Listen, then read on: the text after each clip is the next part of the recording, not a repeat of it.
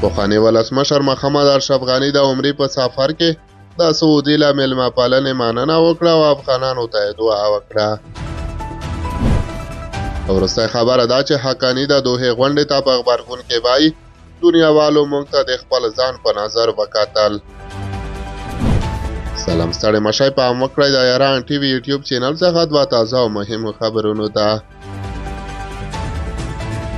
افغانستان پخواني ولسمشر ډاکټر محمد اشرف غني د سعودي عربستان له چارواکو مننه کوي چې د عمرې پر مهال یې د ادب میلمه پالنه وکړه. ښاغلی غني وایي چې په مکه معظمه او مدینه منوره کې 2 شپه ورځې تېرې کړې او له ډېرو خلکو سره د ناڅاپي لیدو خوشحالي به یې هېڅکله هېره نه شي. نوموړي پرون په خپله ایکس پاڼه لیکلي چې په عمره کې خپل ولس سترګو ته ولاړو او په افغانستان کې د وچکالۍ د ختمېدو لپاره دعا کړې.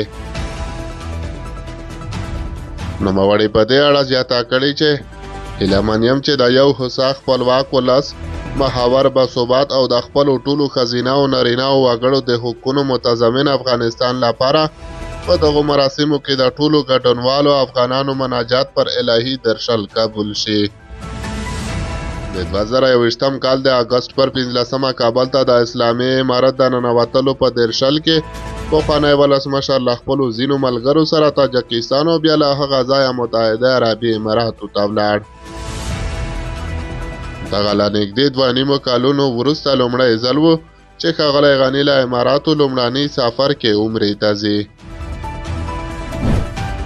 وروستی خبره ده چې حقاني د دوحې غونډې ته په غبرګون کې ویلي دنیاوالو موږ ته د خپل ځان په نظر کتل. د کورنیو چارو وزیر سراج الدین حقاني د افغانستان په هکله د ملګرو ملتونو په مرشۍ د دوحې غونډې ته غبرګون کې وایي دنیاوالو موږ ته د خپل ځان په نظر کتل. ملګرو ملتونو اسلامي امارت هم د غونډې ته وربللی و چې تېره یکشنبه او دوشنبه ترسره شوه خو دوی پکې له ګډون څخه ډډه وکړه.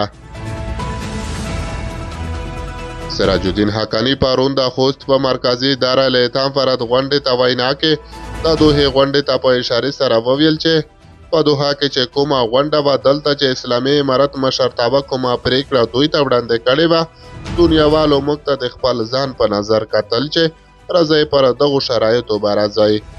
د امارت اسلامي مشرتابه وویل چې لکه تر اوسه یې د ما خپل ځای ته نه دی راغلی.